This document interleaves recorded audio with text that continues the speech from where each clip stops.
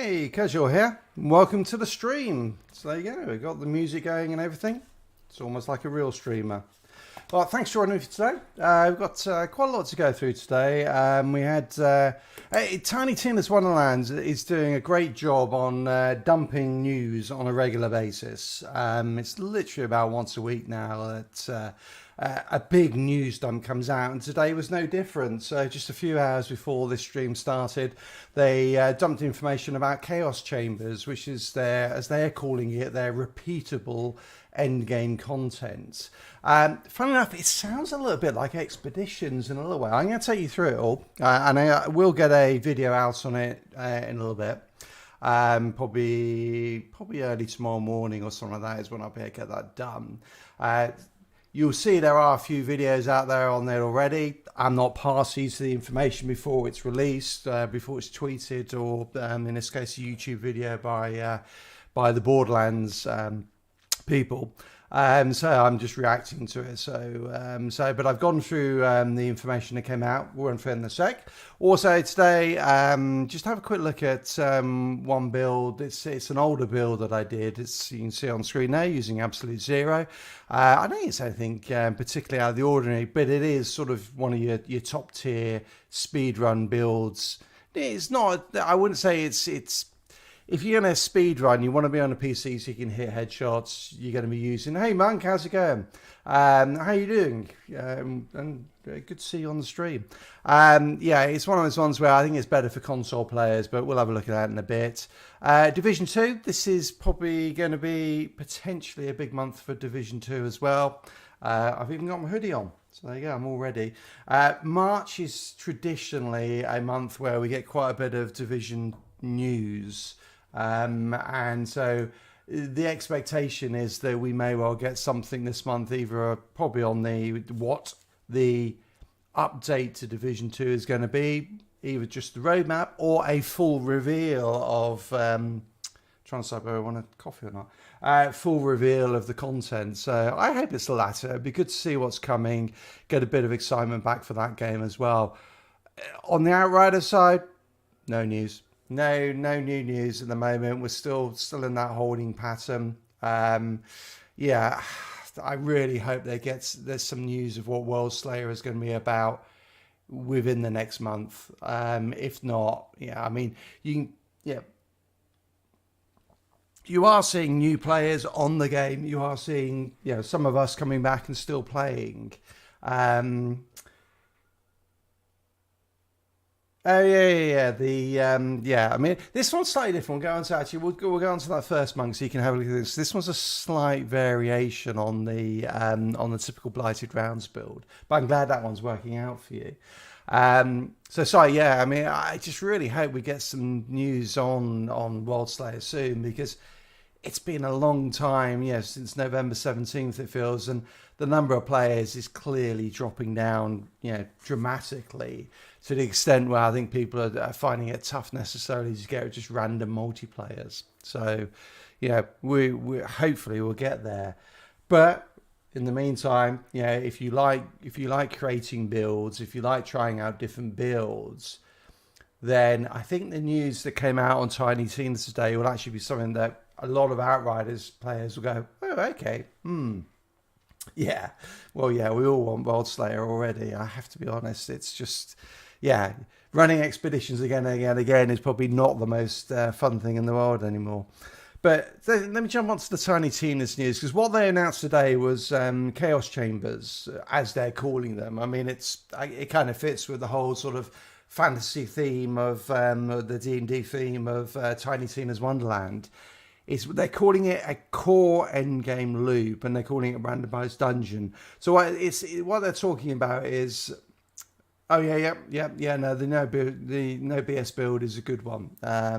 They're talking about 20 to 30 minute dungeons. They're calling them dungeons, but what they are essentially is you have 3 randomized rooms, a mini boss, another 3 randomized rooms, and then a main boss. And the randomized rooms come from a pool of about 60 different rooms. So it's pretty damn unlikely that you'll ever come across the same content again, certainly in the same order, it would be a miracle. If you work out the odds, it's just incredibly high odds that you'll never see that. And what I heard, I watched one video on it, and they were saying that there's only 3 main bosses though that it could be a pull from, which sounds a little bit low. I'd have liked them to have more on that, but even so, it sounds like you're going to have a pool of content that is varied to some extent. I look at it and go, okay, that sounds like expeditions, except of course expeditions, you're talking about random dice from a pool of 20, is it 22, 24 expeditions? So that, yeah, but then split into different rooms. But this one, so I'll have more variability, but it's a similar sort of theme. So for me, as a big Outriders player, I'm looking at it and going, okay, yeah, that sounds good. I like that. It's a similar sort of feel to it. It's a sandbox for trying out different builds and a way to grind for gear in a similar sort of way to min-max builds. Now, where it's throwing in some, I think, some really cool things as well. So basically, when you clear each room, the first and the second, the fourth and the fifth room, so the ones not immediately prior to a boss, you get 2 portals come up, and within those portals, you get some choices. You might get a crystal die, and that will allow you to get more crystals. So let me jump to it. Basically, as you go through each of the rooms, when you complete the room, you basically will get crystals. The more crystals you have at the end of the whole thing, the better the loot. Yeah, I just went back and played Borderlands 3 as well, Monk. And yeah, I mean, it's, yeah, other than the story is just really awful, the gameplay's great. The builds in that I wasn't as attached to, so I'll be interested to see. I think the skill trees, I think look really cool, and there's a real sort of possibility of creating builds that have a lot of synergy to them. I always felt that the builds in Borderlands 3 kind of tweaked what you were doing, but they weren't just fundamental to your play style. The play style was just the same.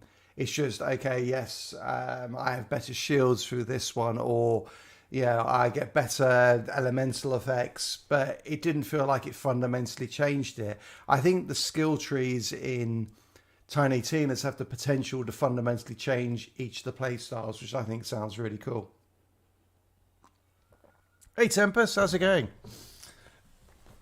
It's funny, as I was thinking about, when I set up this stream for today, I went and had a look at full measures and sort of everyone else's streams to work out when they weren't streaming. So I'm trying not to overlap with them so that we can all get onto all the different other streams as well. So I may well see you on the Babylon streams at some point this week as well. We're just sort of talking through Chaos Chambers, which was announced for Tiny Tina's Wonderlands today, which is their endgame loop, which sounds a lot like the Outriders endgame loop, similar to Expeditions. So basically the way to think about it is 6 rooms, 2 bosses, a mini boss and a main boss. Those 6 rooms are all randomized out of, all good here, thanks. They're randomized out of a pool of 60 different rooms, so you get a lot of variability. But it does feel, to me, that feels like, okay, it's that sandbox where you can grind against to try and min-max your builds and to get the gear you want. So as you go through each room, you collect crystals. You can use the crystals for one of 3 things. One is you can pick up blessings, which basically it's buffs. So you get within the actual rooms, you can pick up buffs, but of course that means you have less crystals for the end game, or for the loot you get at the end. You can also use crystals to make the next room elites. So basically, you're pumping up the difficulty level, and that will give you better loot.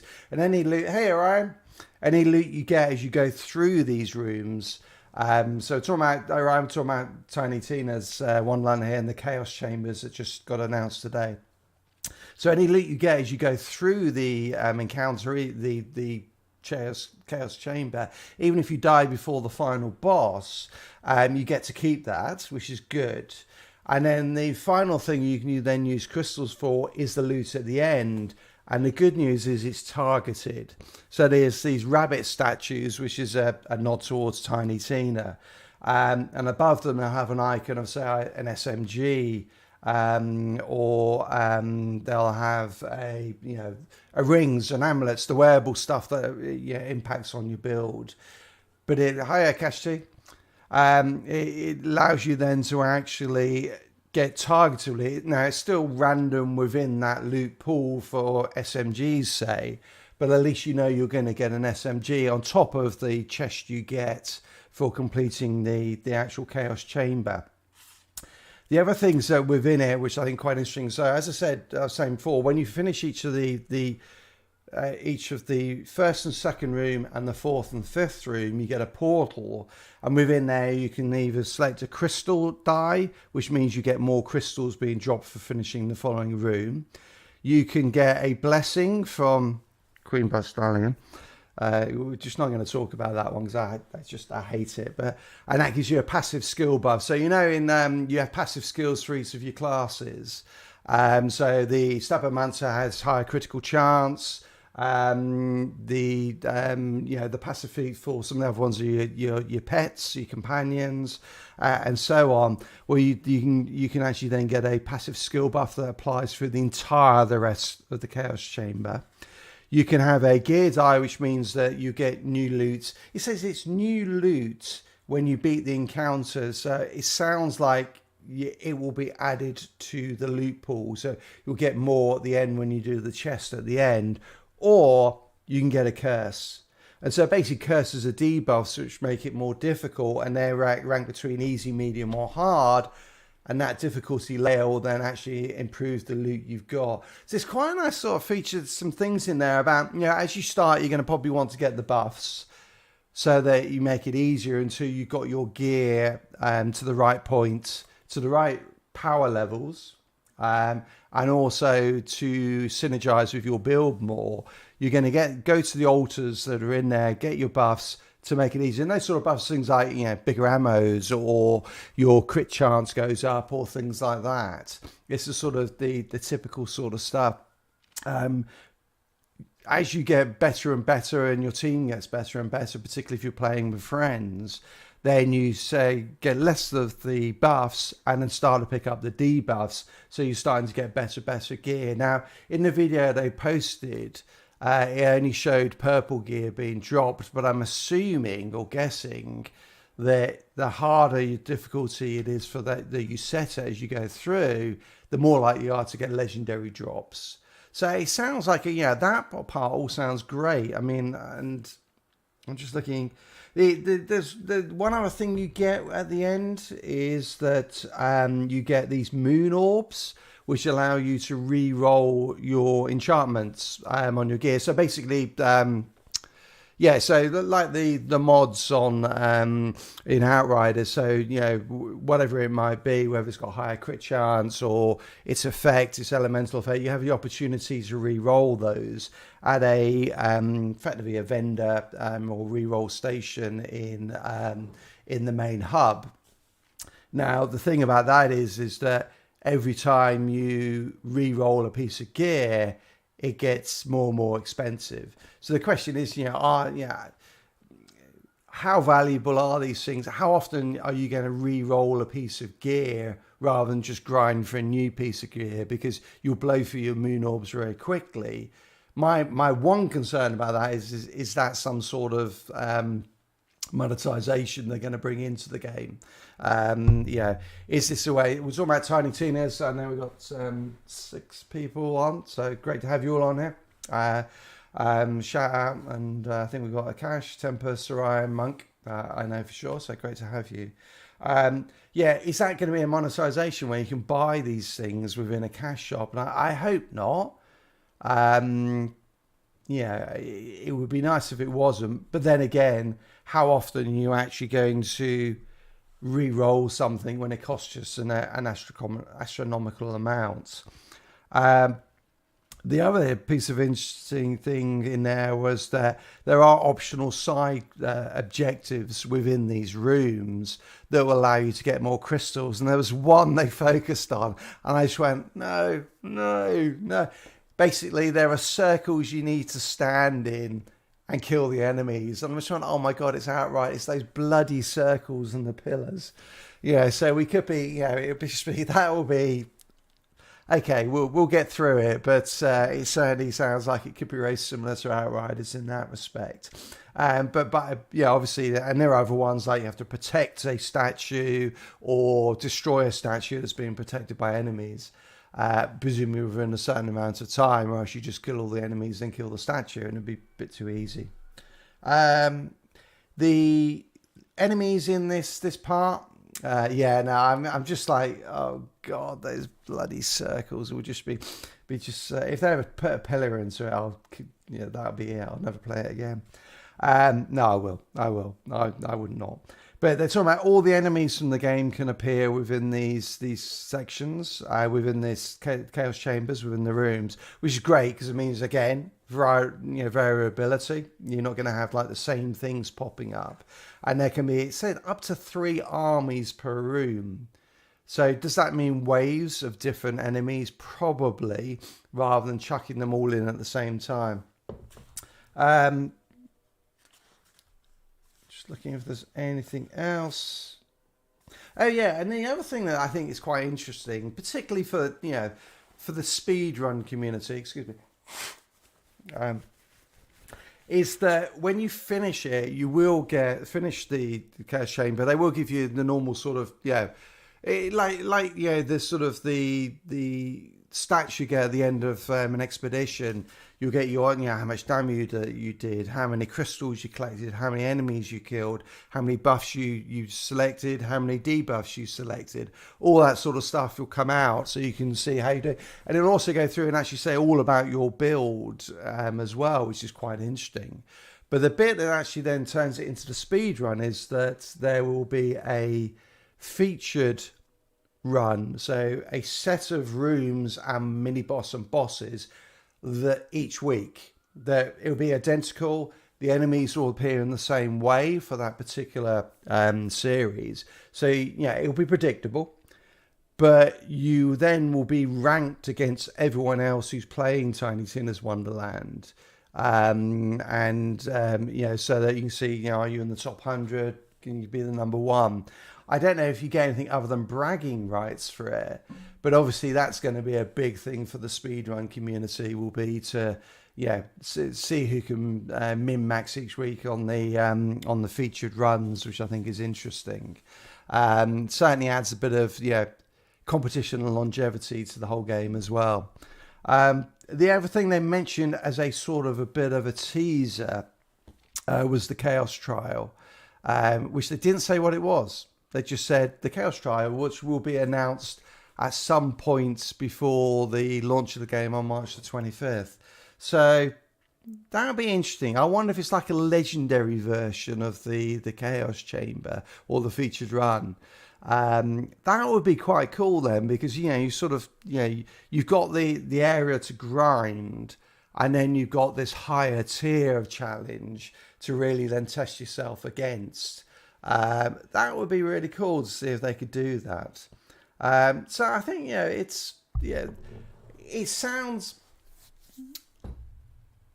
in principle, I like it. I worry though about the overall. Yes, there's a lot of replayability because it's so randomized, but in the end, does a different room make it any more interesting when you played it for the 100th time that week?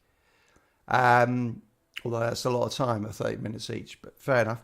And that's probably is my one concern is will it be a bit like the expeditions in Outriders, which is, it's fun, we all love doing it, but you're not going to do it forever. And also, you're probably limited on mechanics. The only mechanics you're going to have within it probably are going to be the mini boss and the bosses, which they can script by having a smaller number of them. Because everything else is randomized, you can't really put any mechanics into each of the rooms as much, I wouldn't have thought. And that means that pretty soon it's going to be just, okay, you've got your build that destroys all the enemies, bang, you take them out, move on to the next one, and you're going to get bored. So I think now, but it may be enough given it's coming out. I think it's good that this is coming out at launch because it means there's something there straight away, obviously. You haven't got that original Division launch where there was no end game whatsoever. You've got some end game to play, something to grind for, and an ability to min-max your build or perfect your builds for each of your different classes. So you've probably got enough to keep you going, to be honest, which is good. What do you guys think about that?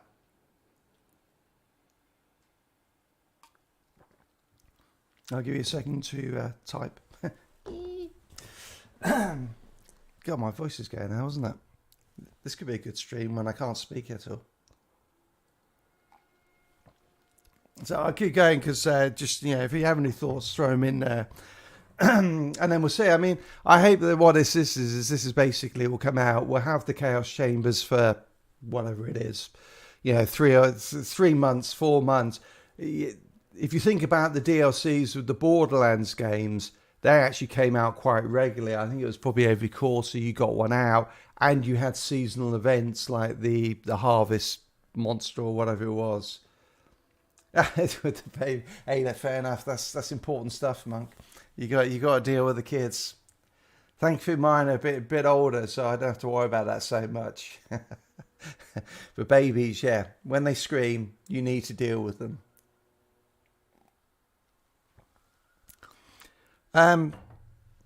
So I mentioned a little bit about Division at the start, Division 2. So just saying this is typically quite a big month for the Division.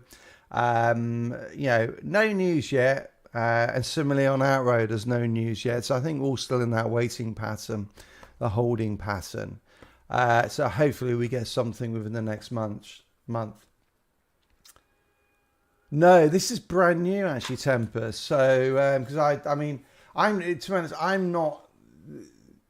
Basically, in Borderlands 3, the only thing they had was things like these mayhem modes and harder run through. So basically, you ran the storyline and then you ran it again, but at a harder difficulty. So Vault Hunter mode, I think it was, and then mayhem added a different layer, and then they had DLCs that came out that you could play, but they didn't have any end game per se. It was just the same content being repeated again and again. So I think this is new for the franchise, which I think is good. It's interesting because what does it mean for the what they plan to do with this game? Because if you're putting end game into a game, there is an implication that you're going to be, or potentially an implication that you're going to be actually then adding more and more to it. Rather than this being okay, I'm going to do a one shot of Tiny Tina's. We'll put out a couple of DLCs and then forget it. We'll move on to the next Borderlands game. It could have, that more. Borderlands is not live service, but it's not live service, which is pretty awful English, really. And what I mean by that is it does have some seasonal events. It does have DLCs. It does have a monetization route through the buying season passes and DLCs. It's got some of the aspects of a live service game, but it isn't, that complete Destiny live service where there is a constant drive to be playing the game. I mean, that's what I was saying about live services, is that they want you to be playing all the time. And then they are monetizing that process of you being on all the time. So there's always something to grind for in Destiny. I mean, you've got that sort of loop of trying to get the powerful gear. Borderlands never went down that route, but it's definitely not live service. No, that's a double negative. Not live service.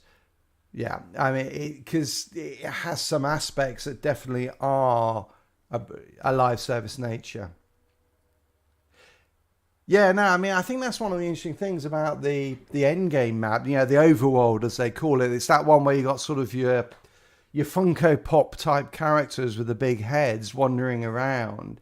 Is that's introducing a really great way to add new content, because within that map you can just add a new zone, or add new things to it as you go along. And I think that's one of the things that I think they are introducing within their random encounters. There are things to explore and to find within the overworld, and they have optional zones within there that have their own storylines.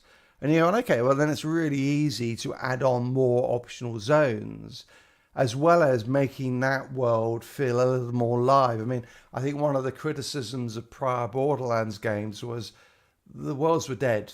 You know, the same enemy spawned in exactly the same place, and nothing changed about the maps.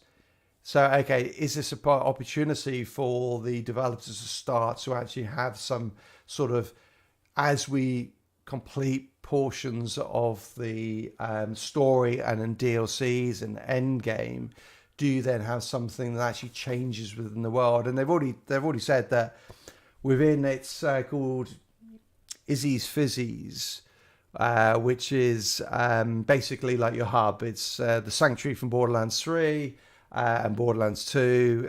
It's our, well, we don't really have a hub, and I guess you're wherever you are in the world, but it's your expedition camp in Outriders. But it's they've got that, and that will change based on the decisions you make within quests within the game, which I think is quite cool.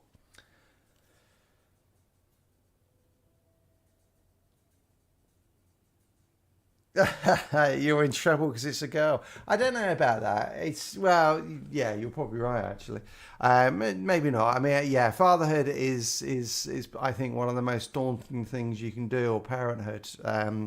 It's daunting for both of you. I mean, it's also obviously very fulfilling as well. I mean, my kids are 12 and 19, and my stepdaughter's 12 as well. Yeah, so I mean, I've been past that first stage a few times, and it's it's frightening when you're in the hospital and they give you the baby for the first time and they just put them in your hands. Hey, great Mark, yeah, you're just like, holy shit, what do I do? I mean, they don't give you an instruction manual with kids, do they? I think the big thing I always learned was that it's okay for babies to cry. It's how they communicate, so don't get stressed that you're doing something wrong. And actually, you'll find that you will actually learn what each of the different cries mean after a while. But, yeah, I mean, and just, have a good family support if you can to help you out.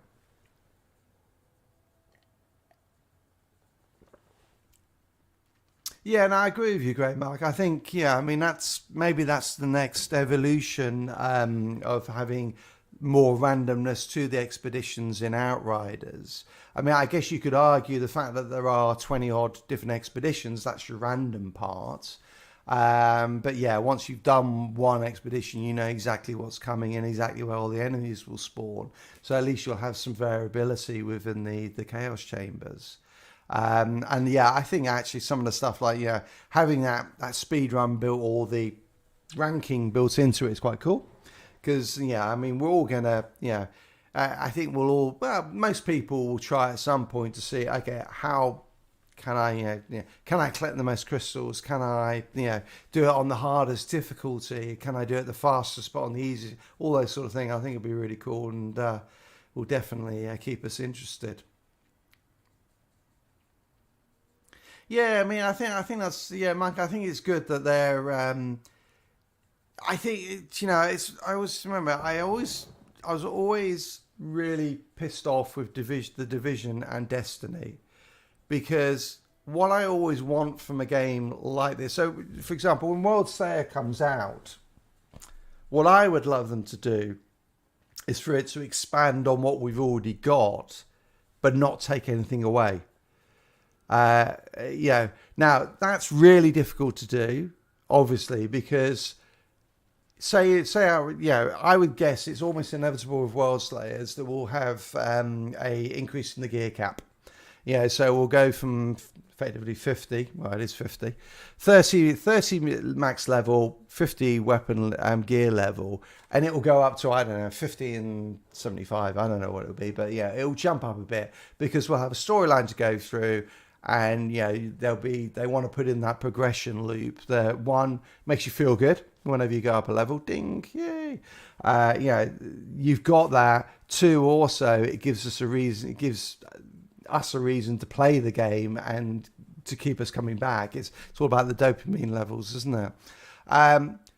Okay, well, if you're now level 50 and you got 75 level gear, what do you do about the expeditions? Do the expeditions scale with you? How do they do that? Because I think that's going to be interesting, because I would love it that if I wanted to, I could go back and do the expeditions at any time, just to chill out and relax and play with friends, as well as having new content as well. Yeah, and exactly. Yeah, I mean, they've got to do that, and it's just so how do you keep the expeditions relevant? That's the question. Do you use scaling, and then it's just what will happen if they do scaling? It's like, I think it was in Destiny, wasn't it, or something? I can't remember. I think it was Destiny, but there was one gun, wasn't it, where they worked. Oh, maybe it was Anthem, wasn't it? Yeah, it was right. It was Anthem, where they worked out that the first gun you start with, is your most powerful gun because they got all the scaling wrong when you went into the end game. And that's the worry with, if they're going to scale us down in order to play expeditions. And that's a good idea, actually, Ryan. So I just saw, Ryan, that's not a bad idea, is that the CT starts at 15 and you can just push it all the way up. I mean, or you just put in a harder level. You say, okay, once you get to max level, you can then go back to the expeditions and you have a choice. You can play it as a original level 30 character or play it as a new level 50 character. But my point really is about, don't take the content away from us. Leave us the content. And I think that's the thing I really was upset me about the Division and Destiny when they went from to the next iterations to Division 2 and Destiny 2 was Division. The game modes in the Division are brilliant, and so varied, with resistance, with survival, with underground, with the multiple PvP modes, including Dark Zone, Skirmish. I'm trying to remember all the names of them now, but it was great. It was really good. You had such a complete, rounded and well-built game, and then you threw it all away and said we'll start again, and gave us a fraction of that content. It's like, seriously, you couldn't have left us with it? And that to me is a bit. I hope that World Slayer builds on what the universe we've got rather than taking it away. And I think you've seen that as well with just Destiny now, even within Destiny 2, where there's sunset areas, and that I get why they're doing it, because it's so complex to keep everything scaled to the latest level. But we paid for that. I mean, you think the Forsaken DLC is now gone. You can't play it, and it was one of the best campaigns in the game, and it's gone. I mean, and we paid for it. It's like, seriously? So anyway, okay. It's needed.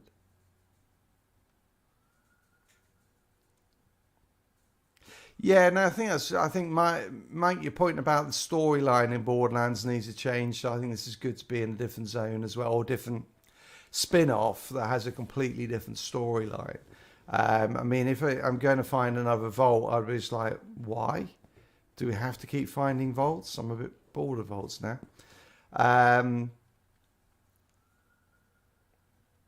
Yeah, no, I think you're right, Grey Mark. I mean, I think that's the big thing. I think in some respects, it was clear when Outriders came out that they originally intended it for it to be a live service game. And then at the pretty close to launch, they decided, no, we're not going to do that because everyone now hates live service.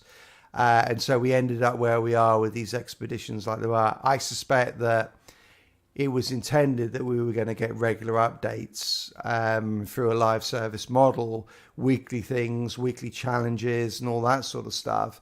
And they parked it all because of the negativity around live services at the time. But there's certain things within the game. I'm trying to remember what it was. There was a whole thing on it, and I did that video on it ages ago. But there's certain things within it where you feel, I mean, just even the way they buff and debuff stuff all the way through the start part. It's like, that's live service. Otherwise, you just say it is what it is.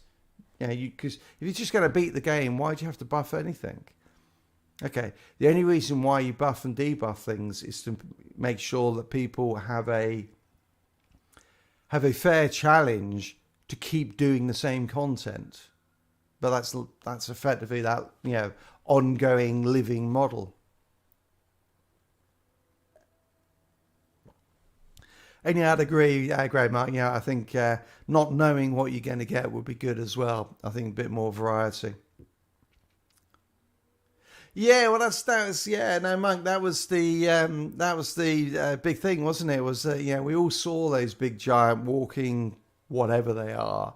Yeah, you had that. There was a couple of times within the game that you actually saw them. There was one at the end of the terra firma mission within the opening zone where you climb up the cliff face to rescue that guy who then gets shot, and you see one then.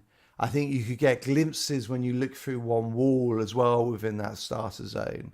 And then there was later on, we saw them as well. And I can't quite remember where, but it's, yeah, I mean, they've been teased a little bit, haven't they? But it'd be nice to have like a raid or something like that where that is the final boss with mechanics and things like that.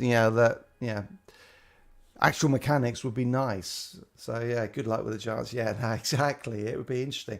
Do you know, funny enough, there was because wasn't it the Konami basically owned the rights, obviously have the rights to Silent Hill and Pyramid Head, and they recently, I mean, they basically have done nothing with it for a long time. And the guy who actually designed Pyramid Head recently came out saying he wished he'd never done it. So, which was quite, he tweeted it, but they forgot to renew the rights on the domain name. So someone else now owns the domain name silenthill.com. Yes, that's right. They do as well. Great, Mark. Yeah.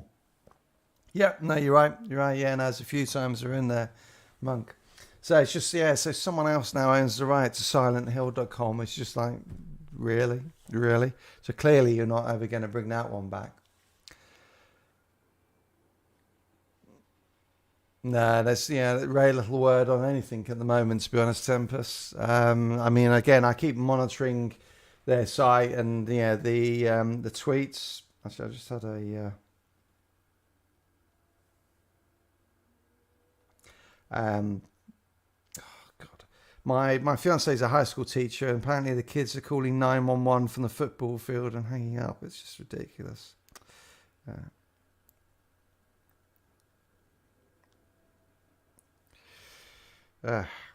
Kids. You'll find out all about this, Monk, in a few years. Wait until they hit 3 and 4. Oof.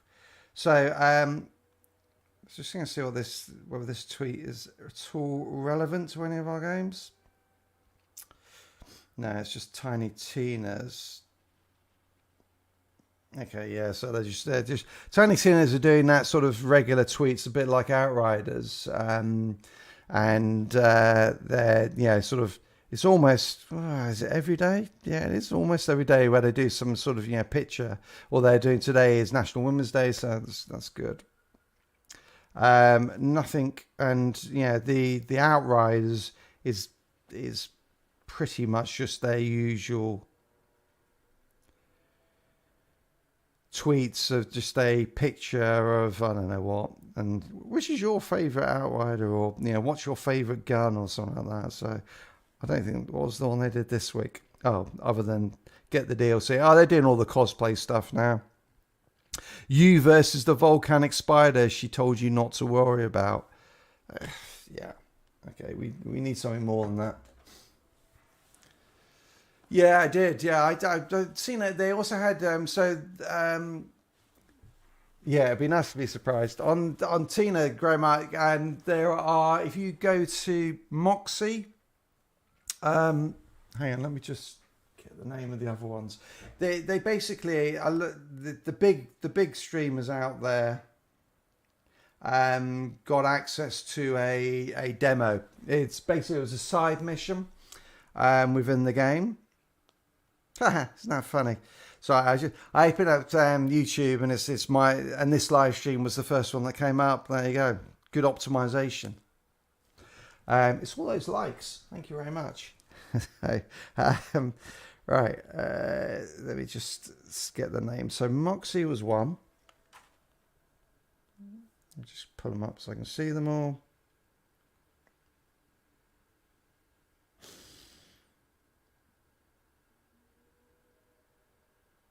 Of course, no, I probably haven't actually. Actually, let me just do Tiny Tina's.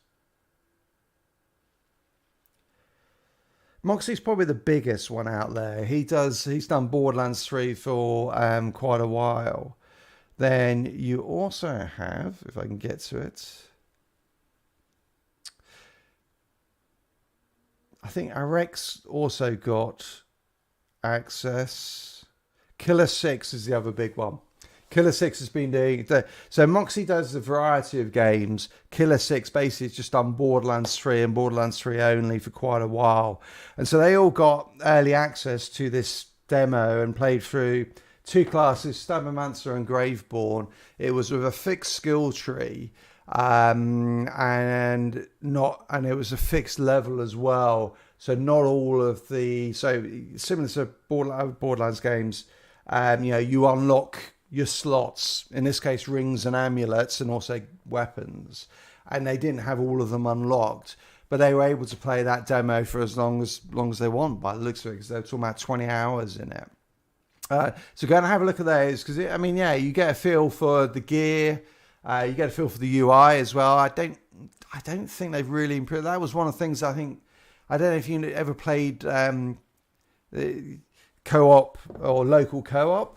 I played it a fair bit because I played with my sons together on the couch, and the UI was always really bad in terms of it clips. So you wouldn't be able to see all the details on your gun, or when you're looking at skill points, it was a nightmare. They didn't show any of that, so don't know how they've addressed that.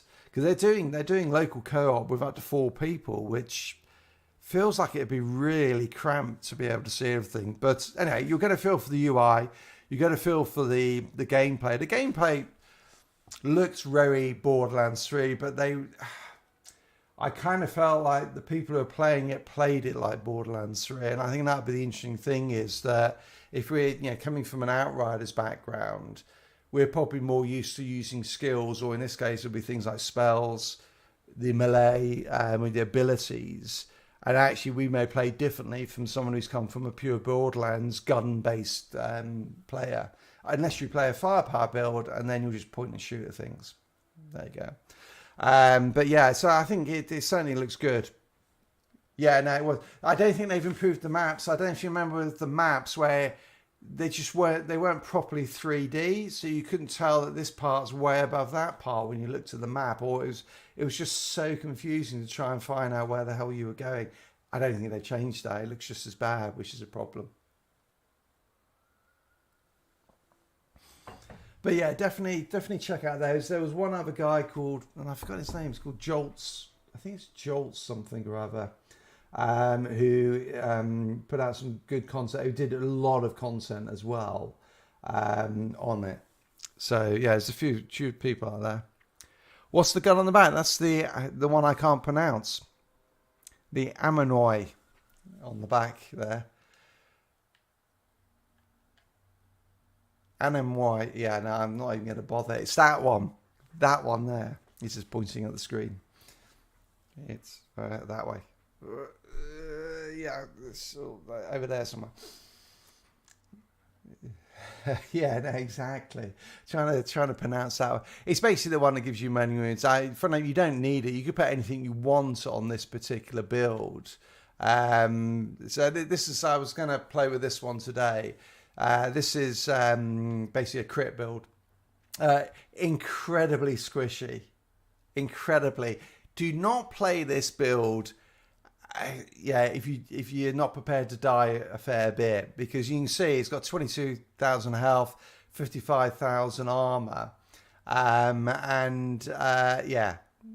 no damage survivability mods whatsoever. It's a Blighted Rounds build. The one big difference is that you got Embalmer's Rage on it, so basically it's the one where you get all the crits, and it's pretty good for the crits in terms of if you've got all the buffs on there, you're getting maybe 300 to 400,000 damage per shot. So it's pretty insane damage once that actually procs. Yeah, I suspect, Mank, it's probably a little bit easier in groups of 3 in terms of you haven't got all the enemies running at you. When you're on your own, it's tougher. That's not the right helmet for this. You want to have long range damage on this, really. But it's just one I threw on there. It's all the typical sort of stuff using Icicle Storm. Everything is pretty damn standard. I did put on critical analysis for the increased critical damage. You could actually go for crit stack is a really viable option. And actually it's probably actually crit stack is probably better than Bloodlust on this. Actually, it's very similar, isn't it? So you get 52,500 from Bloodlust. From crit stack, you get. Oh, wrong one. You get. Yeah, no, it's lower. It's lower because you get 35,000, but they normally. So it's better to stick with the Bloodlust, but you could run. You could run that as well to get the 32,000 from there, rather than the critical analysis. So that might be a problem. Is the ammo a problem? No, not. I mean, you've got to hit your shots. I'll take it into a solo one. But you kill stuff quickly enough. I'll go for the easiest one. Hopefully I won't die. Yeah, I think Inferno Seed is a great one as well. But if you're going to use the Borealis Monarch gear set, swap out Dark Sacrifice for Ultimate Freezing Bullets, because it gives you a 90% weapon damage buff without any of the downside on the health. So you're getting 15% extra buff, but no health issues.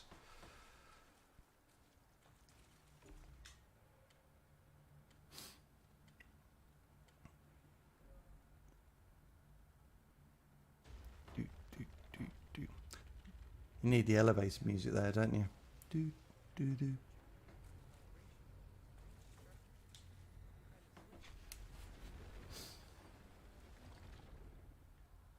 And I'm on a console, so I'm using a controller, so... Alright, let's see if I can actually hit some shots. So that procs it, so now everything is going to be... Well, it should be. Everything, theoretically, yeah, you can see all the crits coming in there.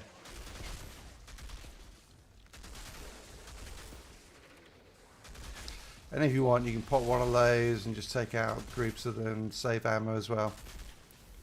You're popping, your cryo turret is literally for the buff it gives you from the ultimate in the pestilence tree. Just clear out some of these before I go for that. And ideally, you want to be at long range, so from here is probably best. And what you want to do is, it's going to hit Surge. Take out one or two. I got within close range now, so it's not going to work as well. Because you want it to proc. So yeah, you can see it's doing it. You can see it's burning him down pretty quickly. Ooh, that wasn't very good though. Oh man. Amateur. Alright, let's pop that and clear him out.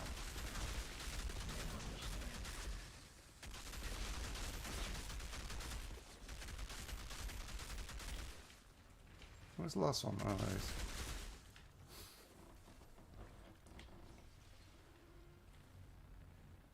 Yeah, I mean, with the because with the tactical assault rifles, you will do more damage.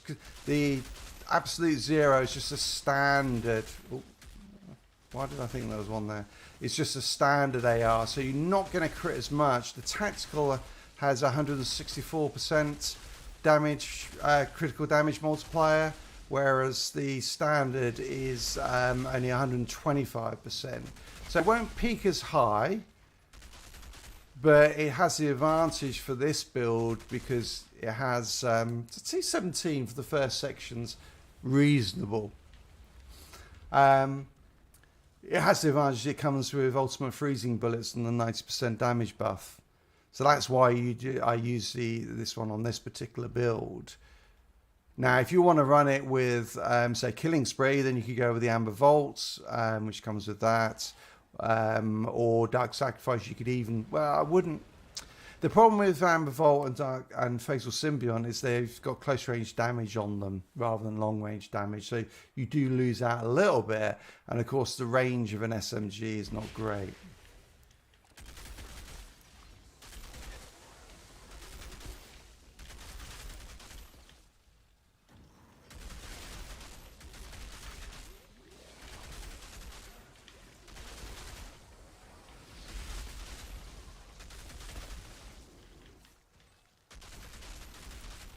You can see it. I mean, once the crits start going on it, it does melt anything that's on there. Melt anything that's on there. God, my English.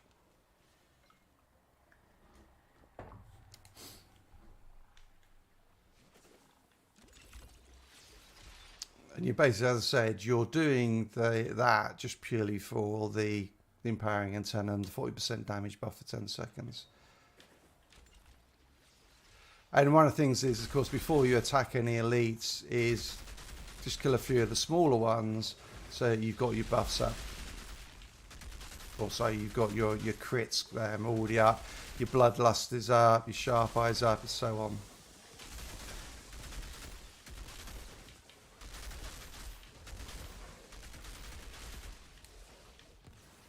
I probably should have stayed in there. Yeah, so 400,000 crit there. But yeah, with the as with the tactical assault rifle, you will get the higher damage. Because basically what you're seeing there is a 3-round burst. It accumulates the damage into one. Oh, why did I do that? Wrong button. Oops. Alright, actually he's frozen. That's not too bad.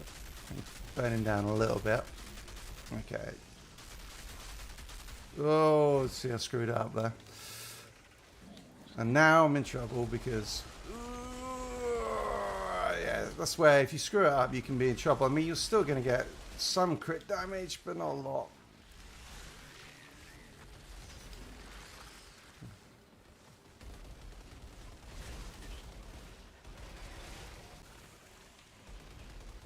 See if I can stay alive. Come on, stay out of the circle. Alright.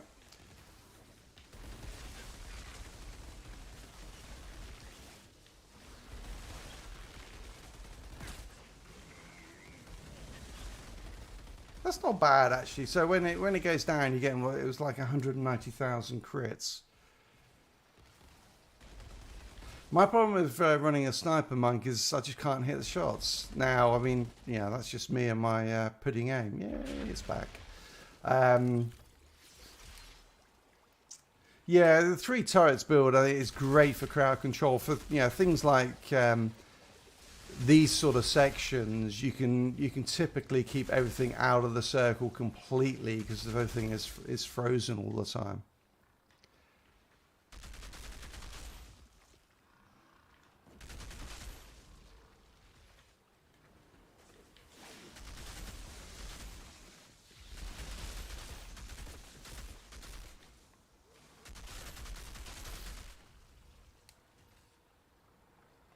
Yeah. Are you on console or PC, Monk? Alright, 6:26, okay. This is not going to be a record time.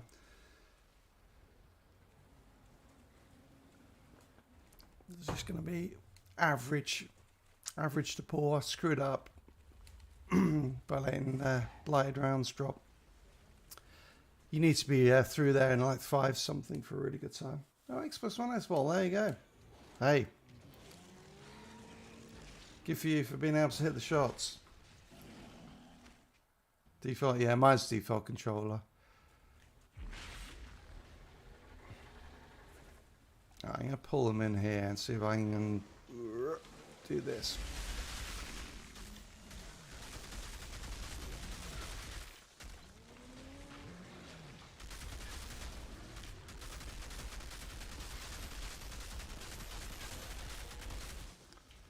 All right.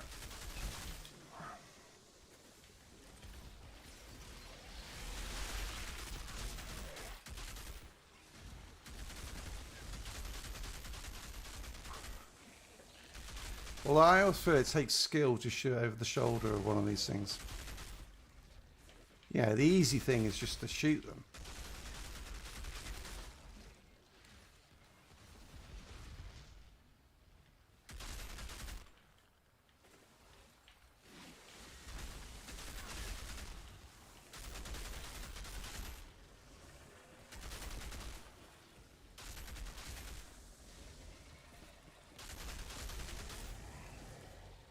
Just went to the chops.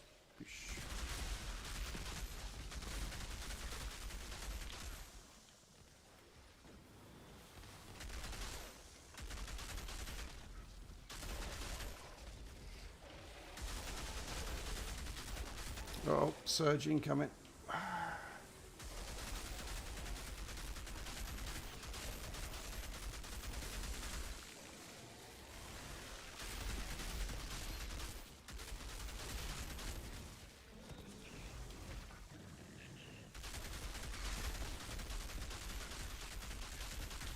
All right. So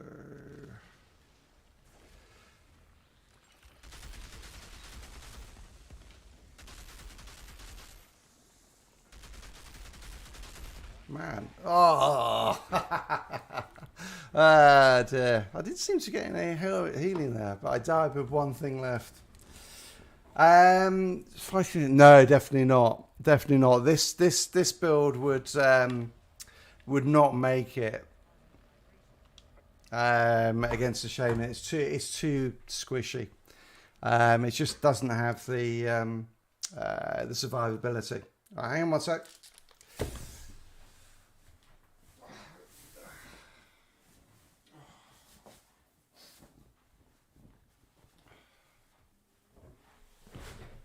Alrighty, I'm back.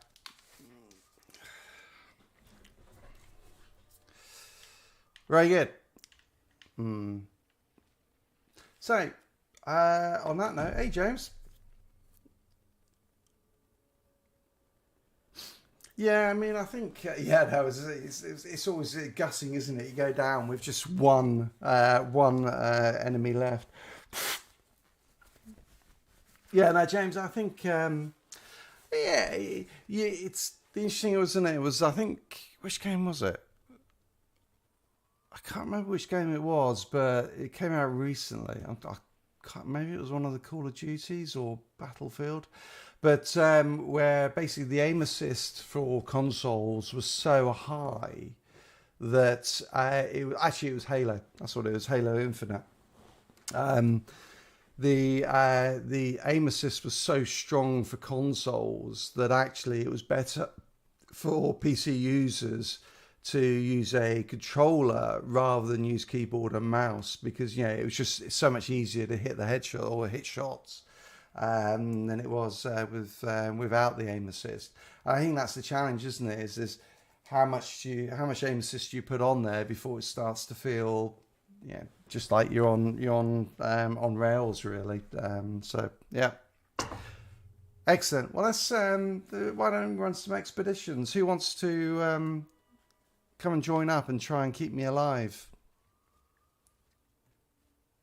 It'd be interesting to see how this one does, actually, with whether the you'll be able to keep twisted rounds up.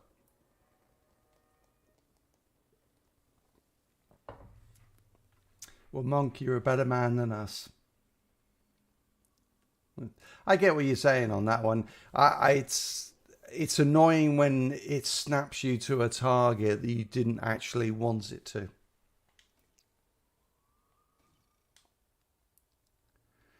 Alrighty. Who's up for playing? Tempest, do you want to join in?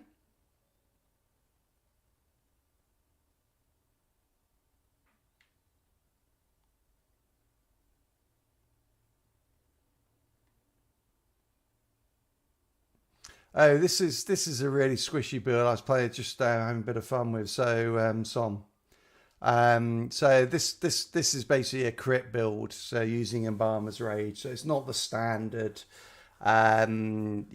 Borealis Monarch that you would do normally with a. I mean, basically you play with something like that, wouldn't you? With a crit damage, close range, long range damage. I'm let to do or beat. Oh, you haven't beaten either Storm. Okay. All right, let's get Tempest and James in. If you want, Monk, you're welcome to join us in a bit. We can do Eye of the Storm if you want.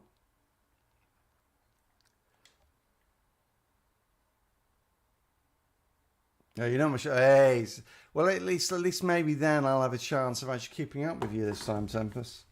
All right, so the code is, and I'll type this into here as well. There you go. I will if I'm on the right place. W7C6. That's an O. 3P2. So I did that wrong. O 3P2.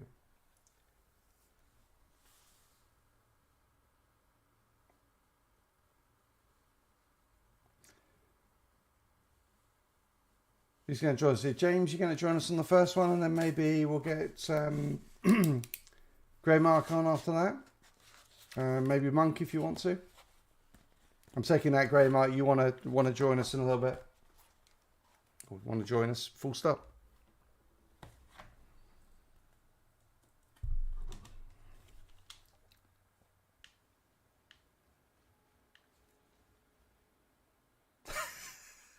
I love the look of that Tempest. Oh my god! This slippers, isn't it? It's like you got your fluffy slippers on. All right, well, Monk, if you want, we can run you through some. We can run you through some 50s as well. But I think James. Yeah, here comes James. Oh yeah, Wissington. James is going to have to actually carry us on this one. Once he actually joins that. Yeah, I know. On your way slowly, yes. Yeah. Just like whir, click, whir, click.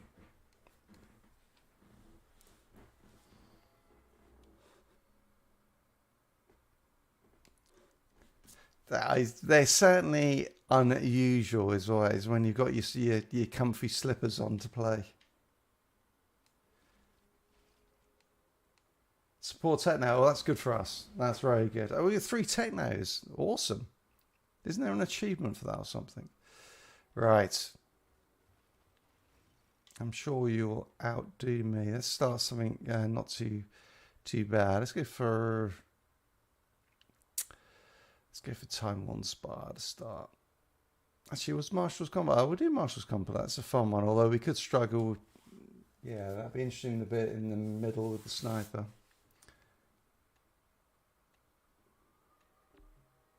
Yeah, no, it's fair enough. It's the resources are a pain in the butt.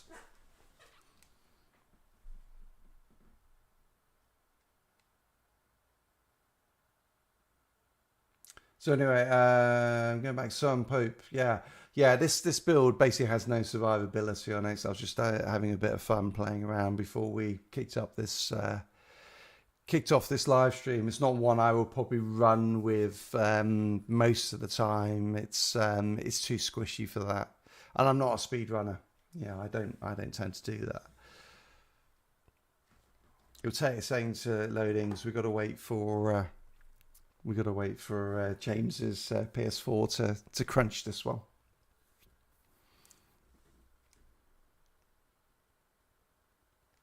So another tweet came in. See if it's like update minute to minute news. A new tweet from Tiny Tina's. What is it this time?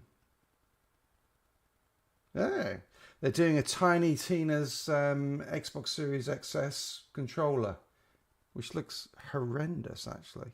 Oh God, that's horrible. Anyway, we're gonna have to get that one. Hey Abu, how you doing? Hey, there you go, 100%. We got there, James.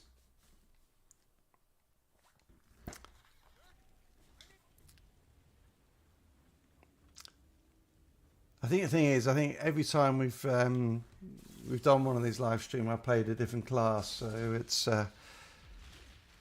you never know quite what I'm going to be doing.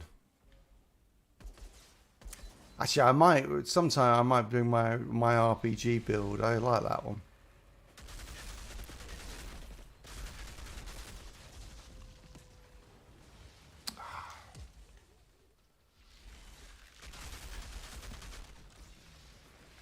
Did we leave one?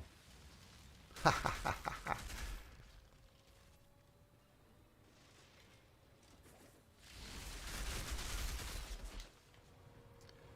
right. There's so much ice going on here, isn't there? So much freezing, so much ice.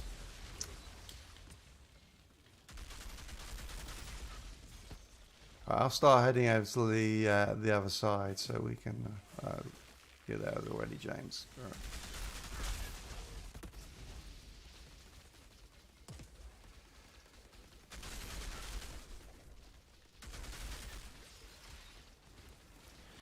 Oh, we have the bosses.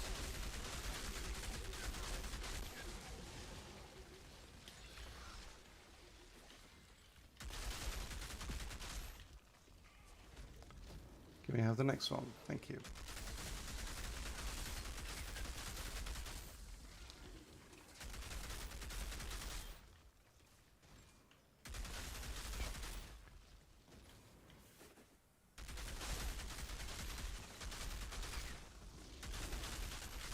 Alright, I think that's the last of them over here.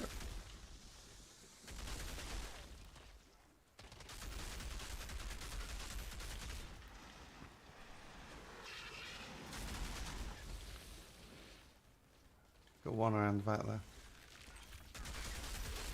Alright.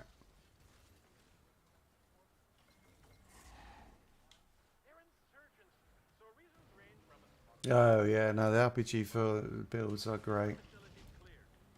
Yeah, great. We'll cycle around in a second. Don't worry. We'll get everyone on.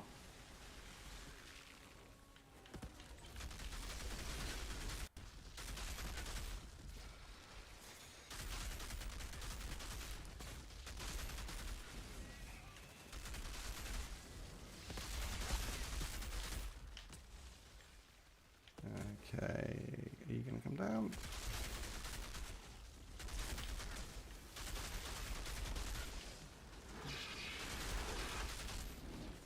Okay.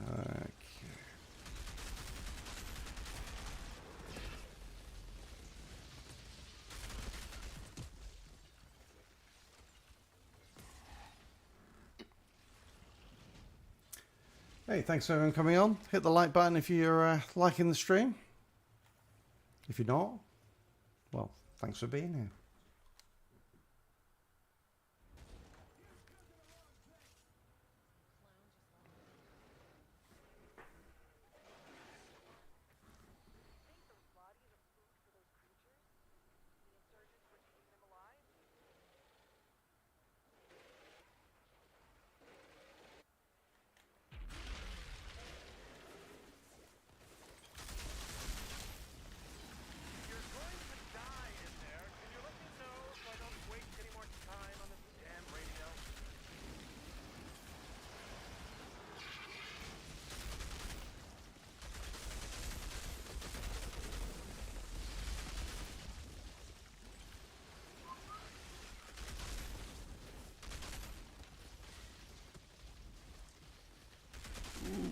Gosh, that was dodgy aiming.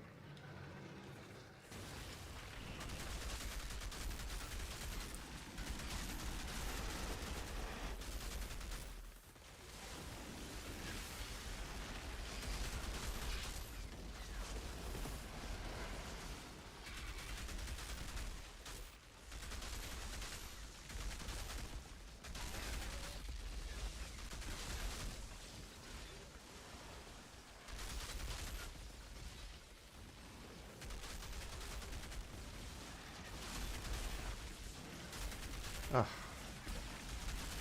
they keep dying before I can shoot them. Stop doing it.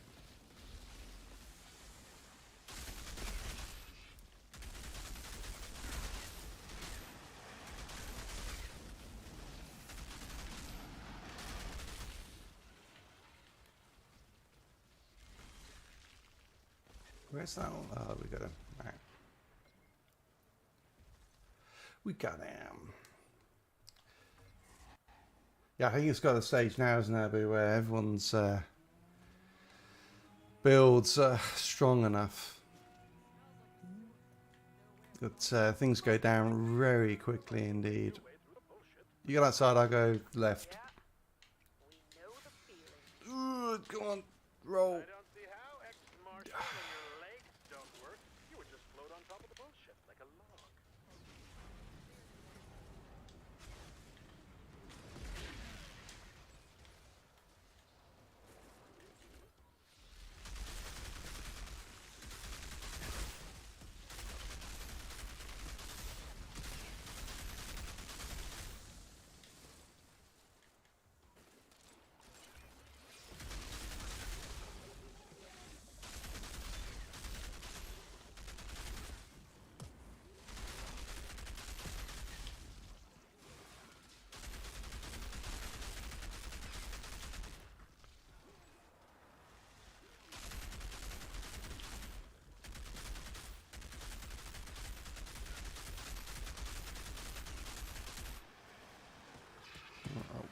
Alright. Yeah, that's gonna happen.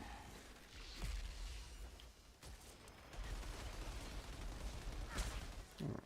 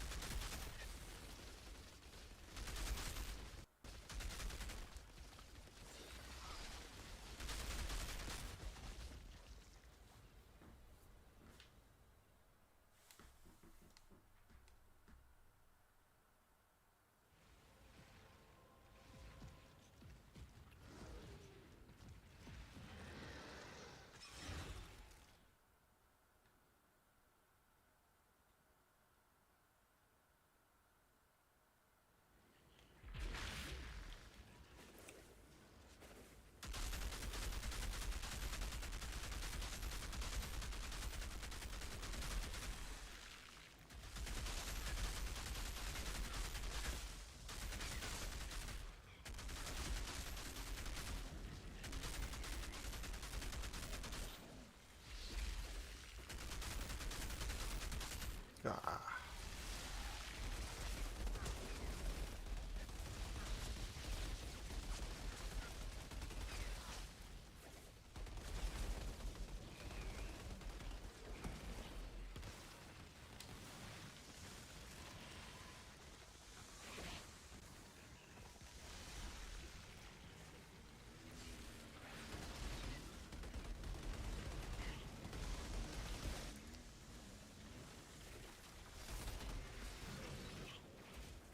Uh-oh. Oh, God. Oh, I'm in trouble.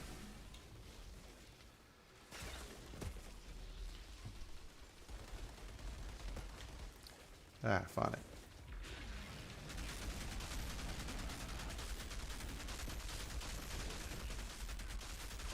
Oh, didn't last long.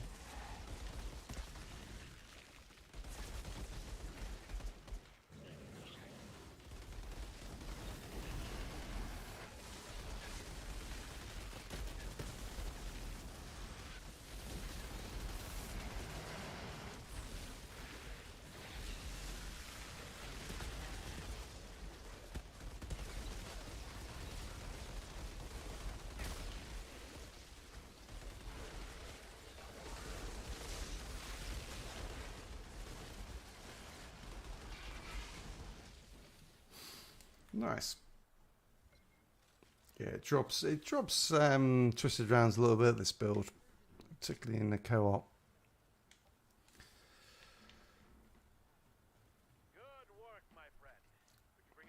I think the standard is definitely a better one to play if you want to play it. So with your crit damage, long range, close range, tactical. Full house.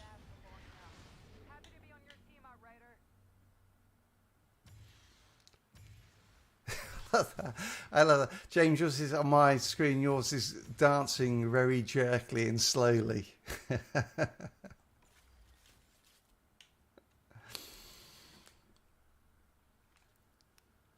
All right, so Grey Mark, you want to jump in? Anyone else want to jump in?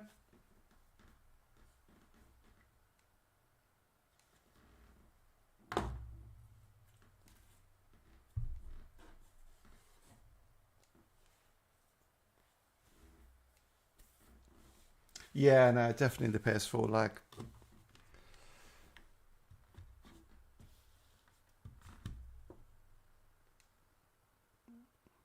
Oh, good Tempest, as always.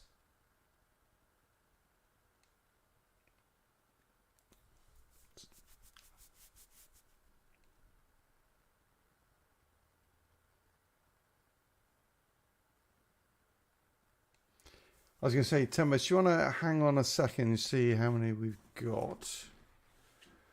Let me see the damage. The damage output's good on it though. Albeit, I mean, to be fair, Tempest, you're running a build. Yeah, no, we haven't got out yet. Give us a second, Grey. But it's certainly, if my accuracy was any better, probably better. Anyway, all right. So, yeah. I'm getting bottle ready for. Okay, yeah, no problems, Mike. James, do you want to drop out of this one? Because I think it'll just help with the lag a little bit. Tempest, stay on, and then I'll get Grey in. Thanks for the game, James. Good stuff as always. Okay, no worries. All right. Let me, okay, yes, accept. And yeah, if you ever see me on at any time, just feel free to reach out. All right, so Grey, your code is, oh, is that you? Is that you, Tanis? Are you Tanis? Who's Tanis?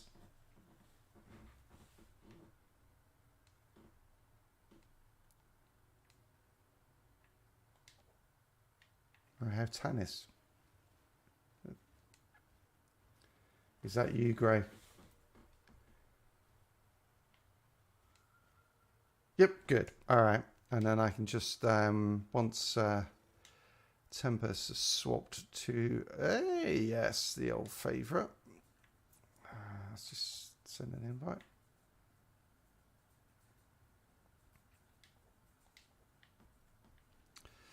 Now he'll kick my ass. Damascus offering, potentially.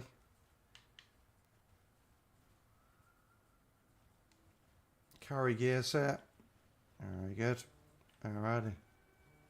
Oh, hang on a sec. One sec. Just let my daughter in before kick off.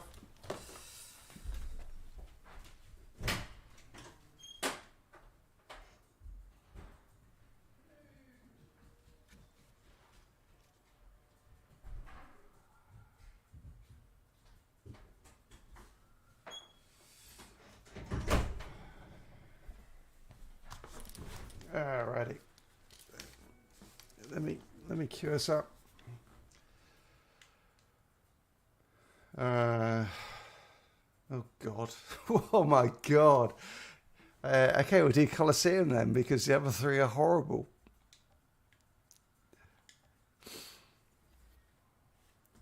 Does anyone enjoy doing the other three? So Frontline, Paxion, Homestead, and Mountain Outpost. I mean, they're just...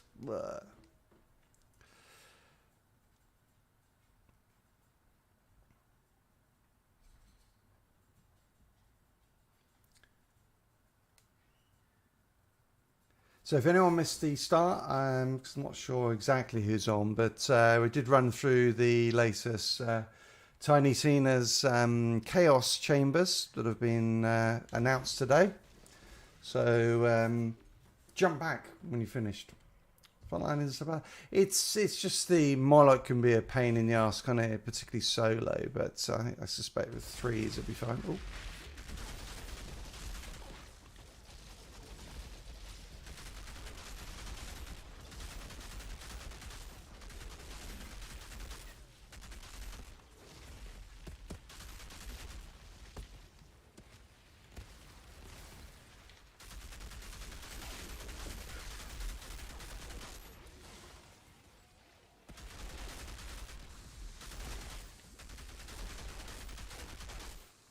No hit registration on that. We've got one up the top there who won't come down. Come on. I've never seen that happen before where he just stayed up there.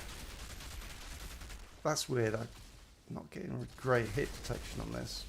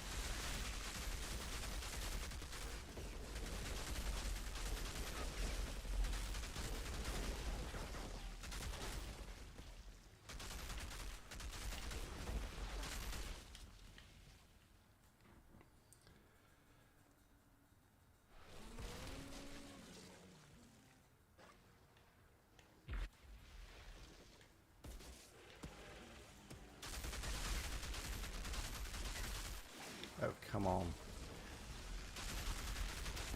I was like shooting it and nothing was happening there.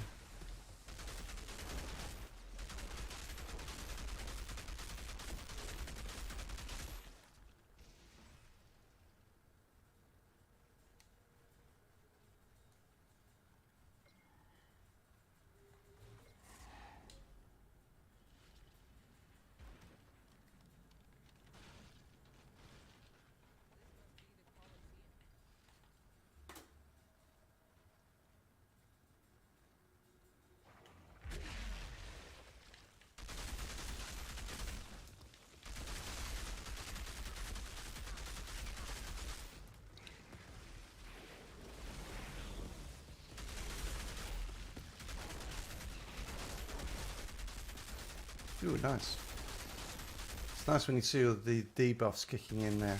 It was critting for 556 on this normal submachine gun. Normal machine gun, but assault rifle even.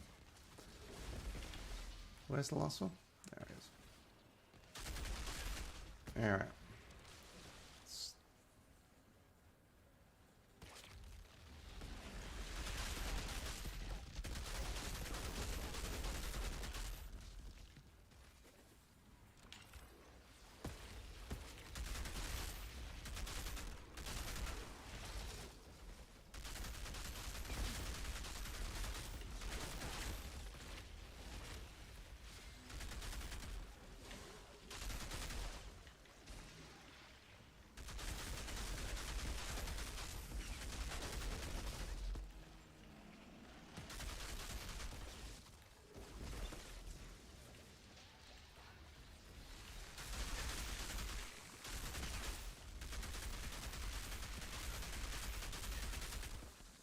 Ah, damn.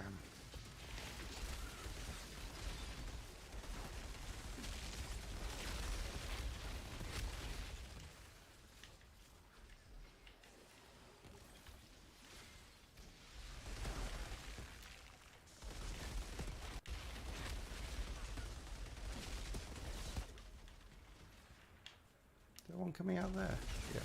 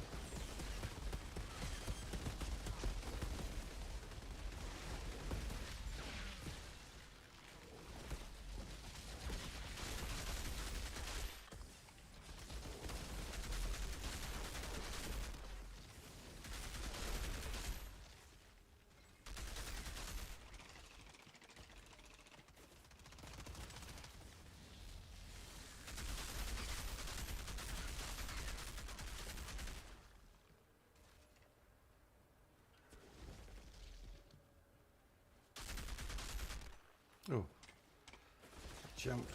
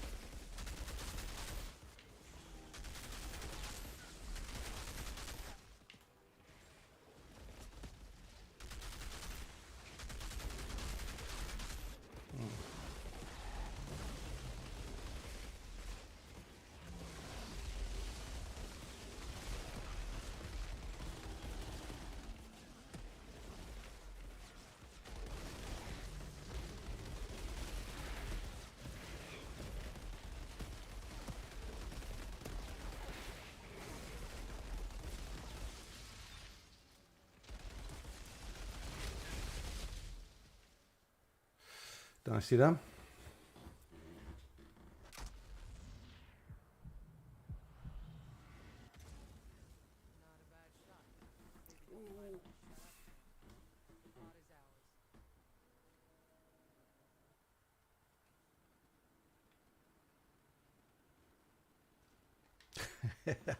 Slow motion rolling.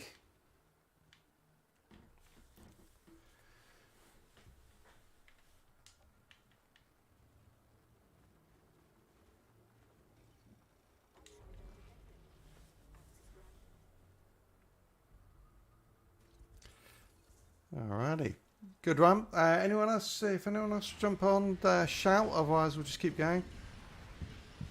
Got time for a couple more, I think.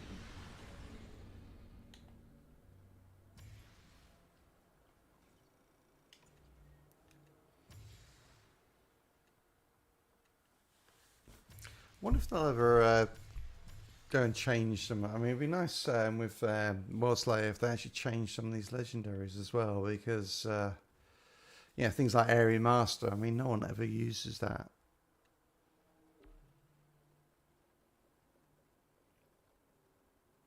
So you've got a whole load of legendaries that are completely irrelevant still.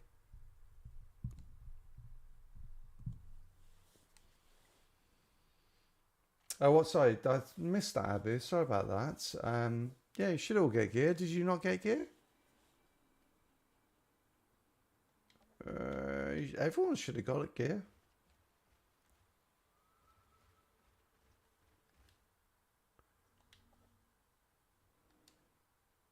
Let me just clear it out, because I'm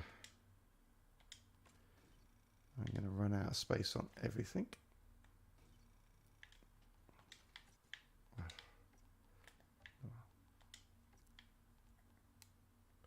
Yeah, so sorry, yeah, it's absolute zero, Abu. Really, because it comes with ultimate freezing bullets, which works with the Borealis Monarch gear set. And it allows me to put Embalmer's Rage on it, which is giving me so many crits. Yeah, we all get our own distinct loopholes, Gray. So yeah, it's all completely separate. So what I get, you'll get something completely different, most likely. Let me just empty that out. Yes, long range damage on a SMG. That's really useful. Not. All right, we can run one more. Let's go for Chem Plant. That's a quick one. Ooh.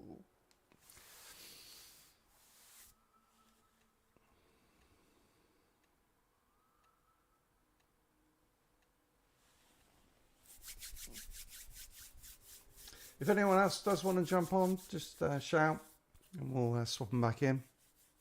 I don't know if you want to do a last one, James. Come back for the last one.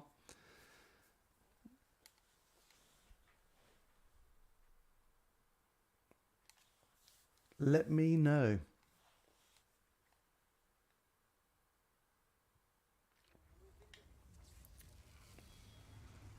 I should say in terms of... oh, that's something... yeah, no, I agree, James. Yeah, that sounds good. All right, we'll run this one and then we'll get you back in.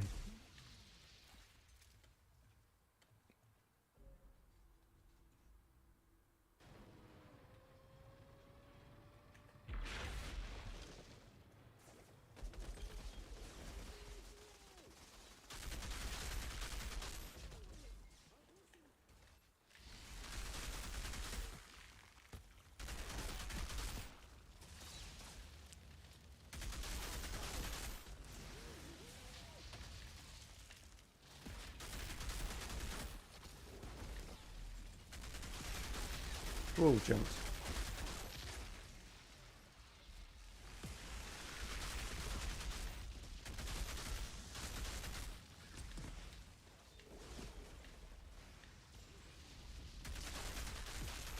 Can you see where that one was for a second?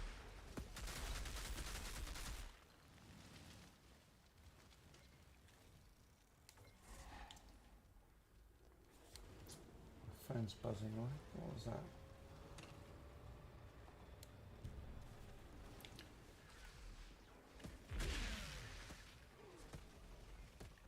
Oh.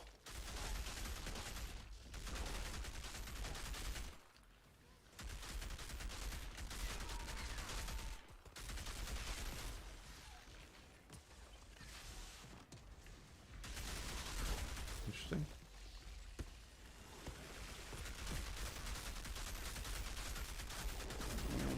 It's going to drop, yeah.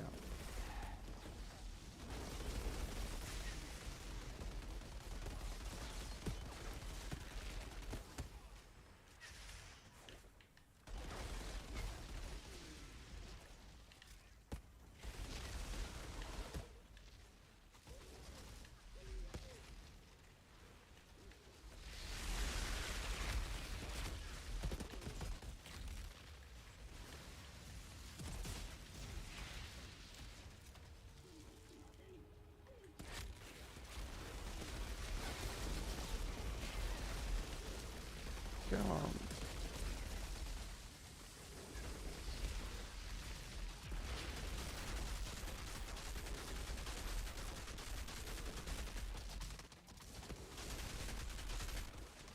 Ooh, I've dropped twice there, isn't it?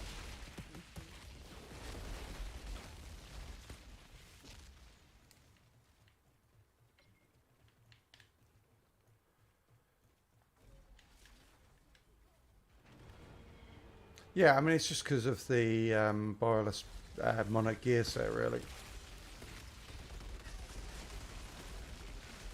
I mean, it's obviously a lot better when I have twisted rounds up and it drops. Particularly in threes, you'll find in group co-op, you'll find it drops a fair bit because you have issues with hit registration. So you'll find that you're shooting things that are actually already dead sometimes, which is problematic. The other thing is, and I must admit I'm guilty of this, is you've got to try and stay at long range with a Technomancer because you've got so much buffs to your damage at long range. And I'm forever getting close and not being as effective.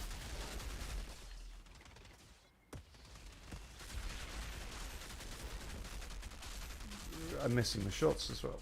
Oh, there you go, dropped again.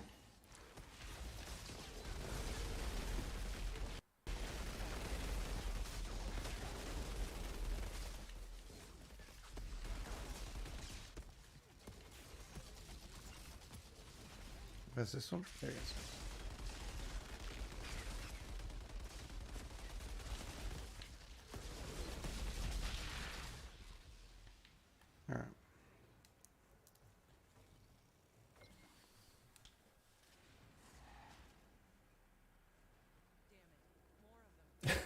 Alright. James, I feel your pain.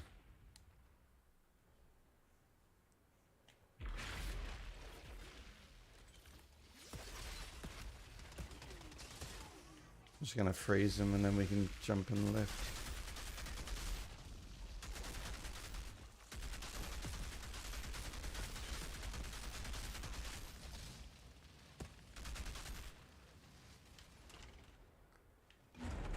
Oh, all right.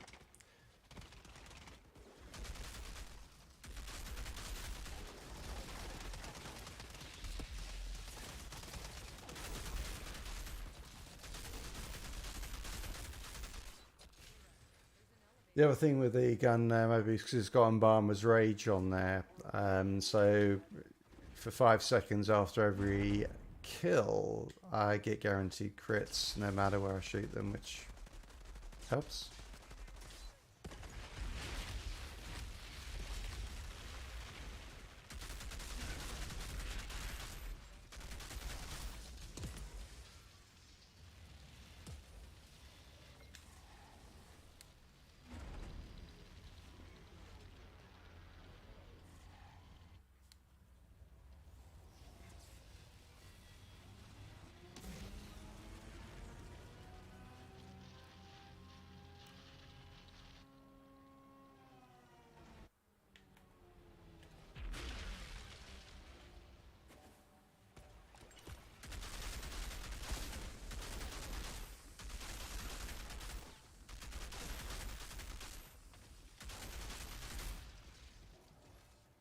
Can we have some more enemies?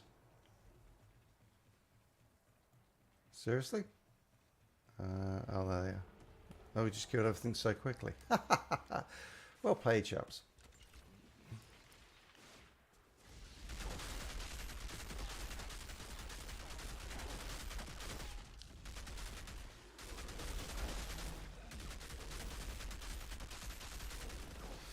Eek.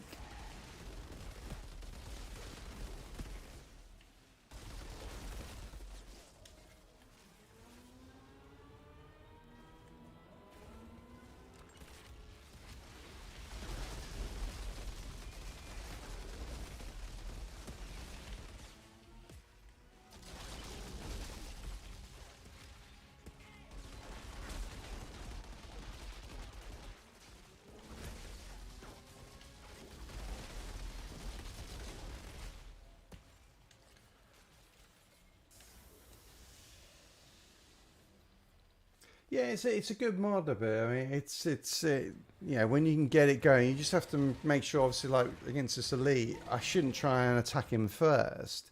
I need to pick off a couple of the smaller guys to get everything ramped up. Over here, or if I can actually hear you. Okay, I should have a full stack now.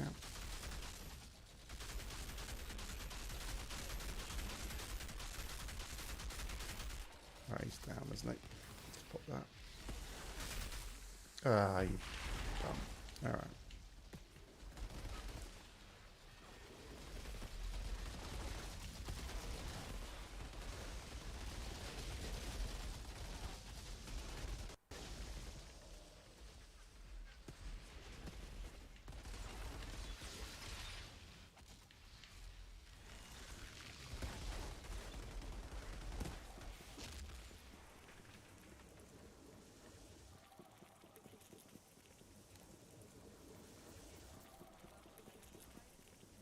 You got 7 people on.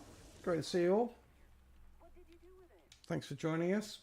We're just running some expeditions. We covered latest news. We covered the Tiny Tina's Chaos Chambers at the start. So jump back and have a look at that once we finish. But great to have you here.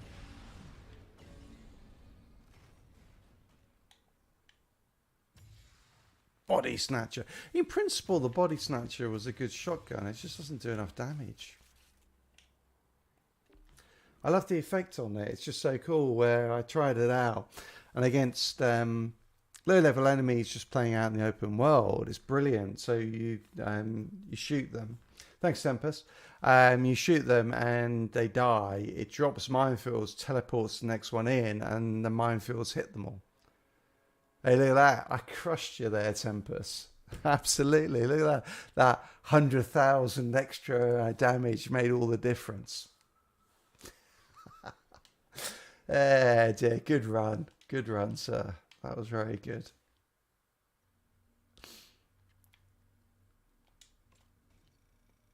Okay, let me just clear some of this out.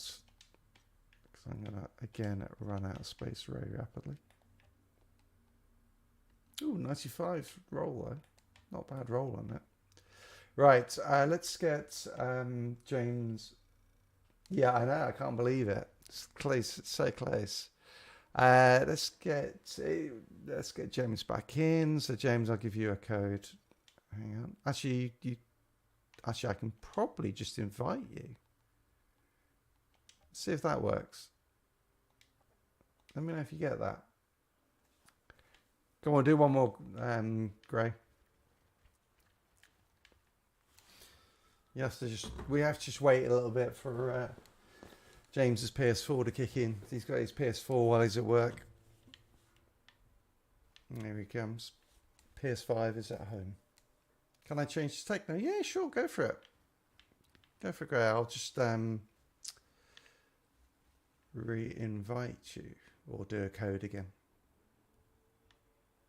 I might be able to actually, can I? Yeah, I can add you as a friend. So that way I'll be able to hopefully re-invite you. Hopefully you got that.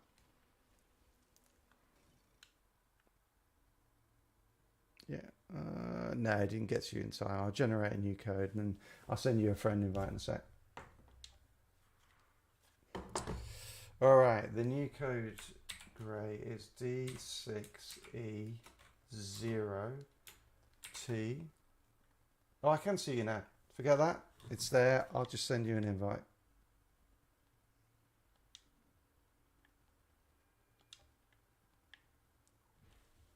There you go. All right, we got the technos in this one.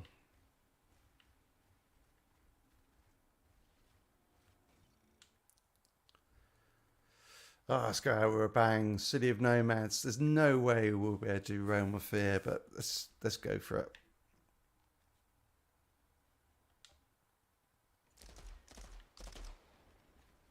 We're going to have to rely on you, James, to carry us through this one, I think. Max support is needed.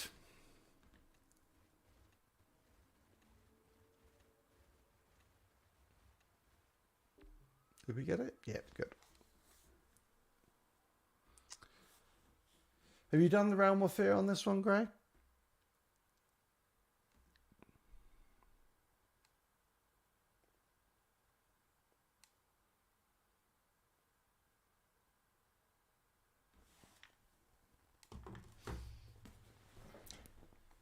I think I need to get a new chair.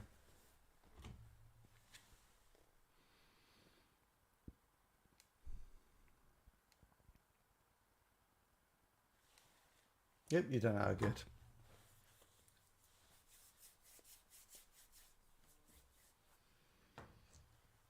Buzzing away.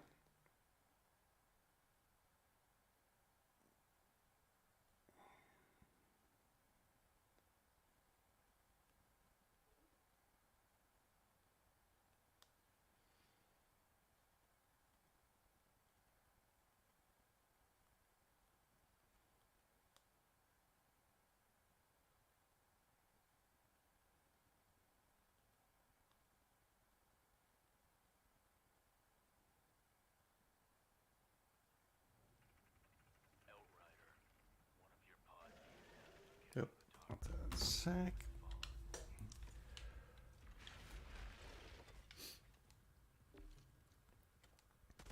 Let's do it.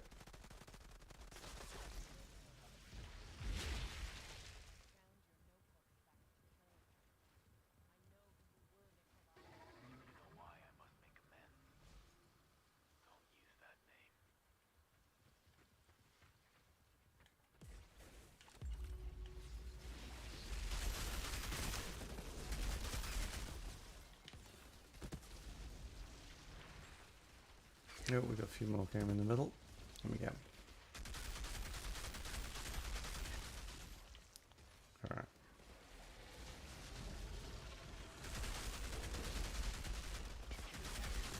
Ooh, wow. So we're getting some lovely debuffs on there. So thank you, whoever's popping those out.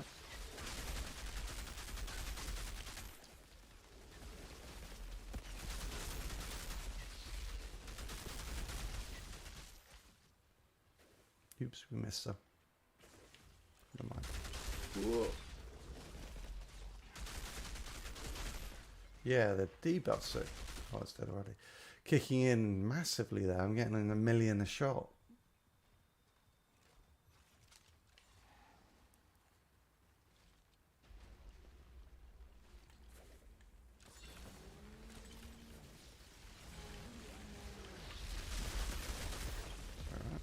for that.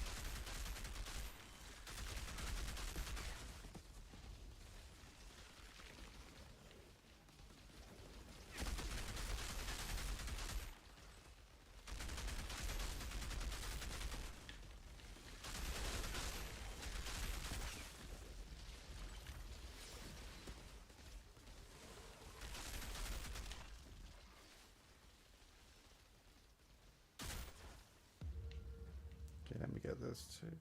Hey, we probably missed one. You guys push on. I'll be there in a second. I'll just get the statue. I don't think we picked that one up. We got that one, did we? Did we get the statue?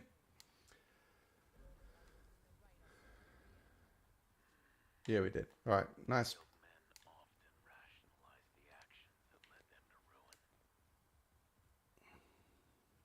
You just finished the game for me. That'd be good. Holy crap. Someone was just saying that gas is now $5.10 per gallon. I mean, it's still way cheaper than Europe, but that's, it was $3.80, I think, here in New York before. And it's like kind of ridiculous, really, because only 3% of the gas from Russia actually comes, or 3% of the gas, the petrol that US uses is from Russia. So it shouldn't actually change a lot.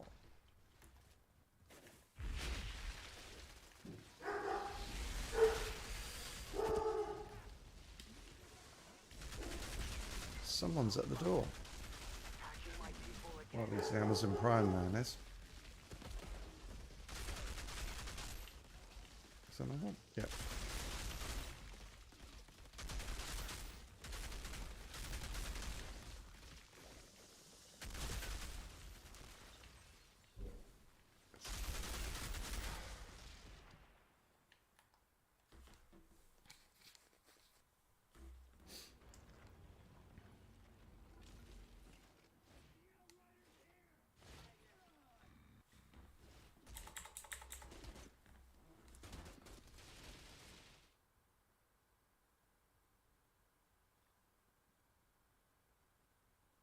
Dude.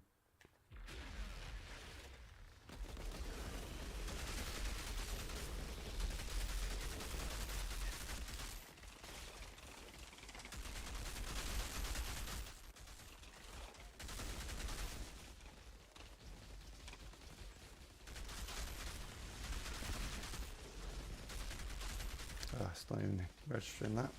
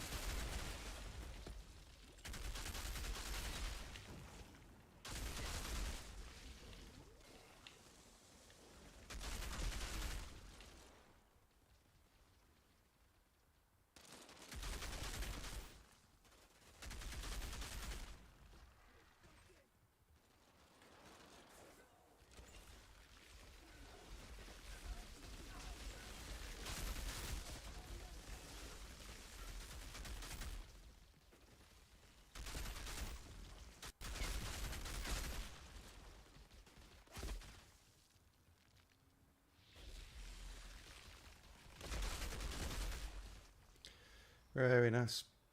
That's good run, this one, guys. Very smooth indeed.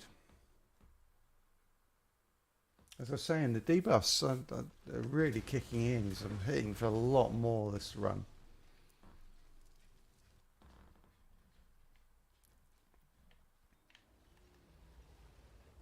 which really helps actually in keeping blighted round. That was dodgy aiming there, wasn't it? Blighted rounds up.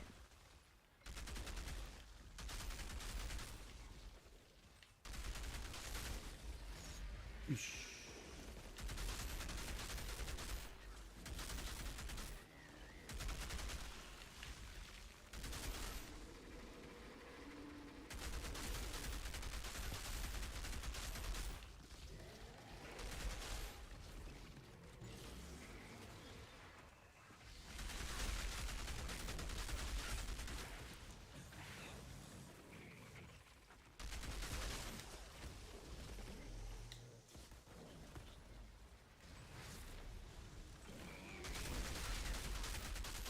Oh, there it goes.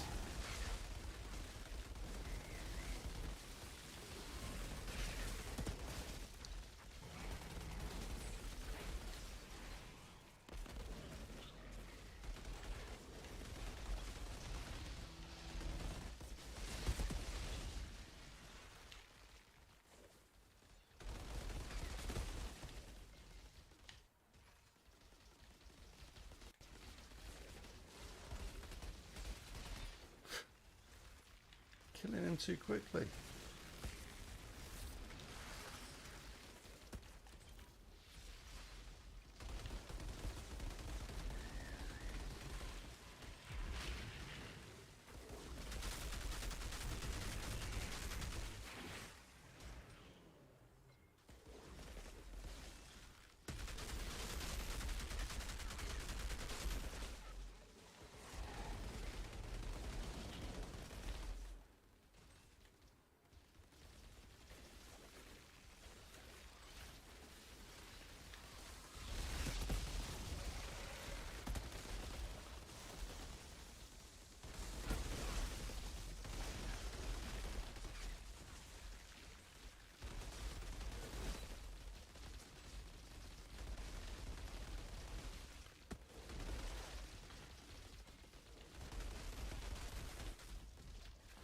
Very nice. You just left them in there? After all we did here?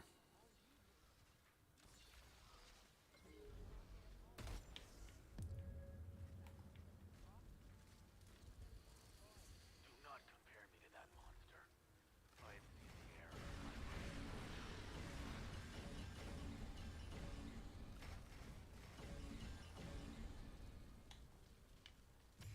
Alright, did we get them all? Oh, we missed one. Oh, the last one. The up in the wall. I thought we'd got it actually. I had a look. Ah, no, we didn't. There you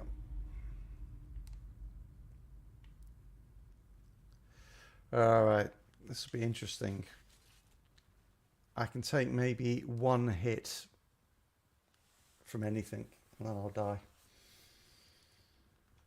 So I'm just going to... I haven't really been using this, but I'm going to pop it in just in case.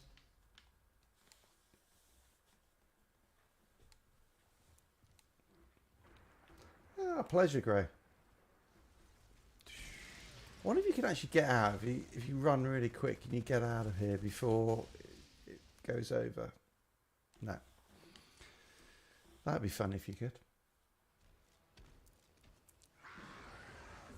Here he goes. He's going to trip. He's going to trip. Oh, there he goes.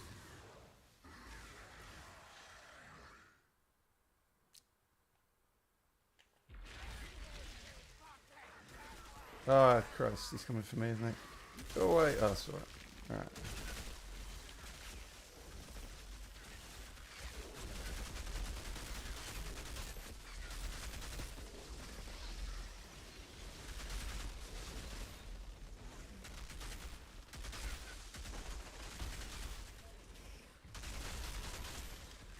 Oh, yeah, that was inevitable. All right.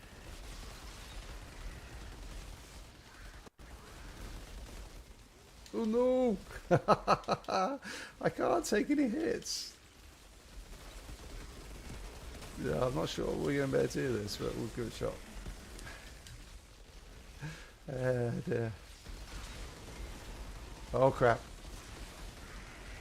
I'm sorry, I didn't mean to upset you. Ow! Oh, there you go, I'm down. So squishy. Thank you.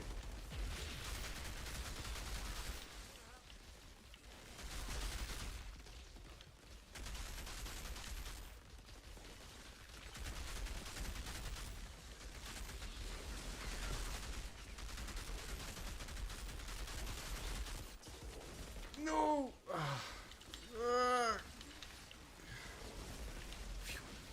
Where'd he go? Where'd he go? Oh, I got it. Oh man. Hang on, we got more.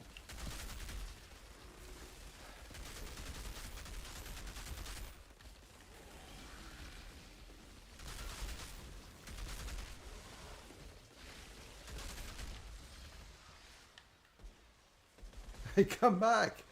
That's James! Oh, we got him, we got him.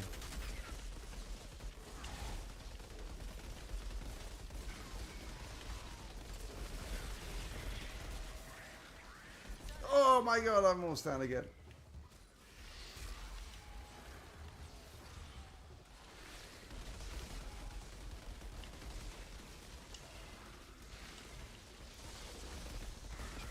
Yay! Well done. Well done. Dear man, this build is so squishy.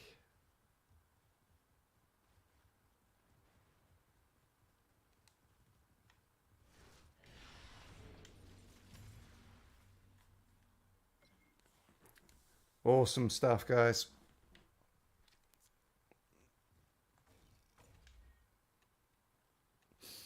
Oh, excellent. Thanks everyone for joining the stream today. And yeah, if you did miss anything, jump back or go back into it, and it should be posting pretty quickly, unless I need to edit anything. But go and have a look at stuff on the Chaos Chambers from Tiny Toons. We've talked about that quite a bit.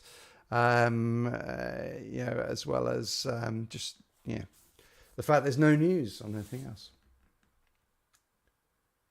Well, you should tell her you're famous. You're on, on the biggest live stream.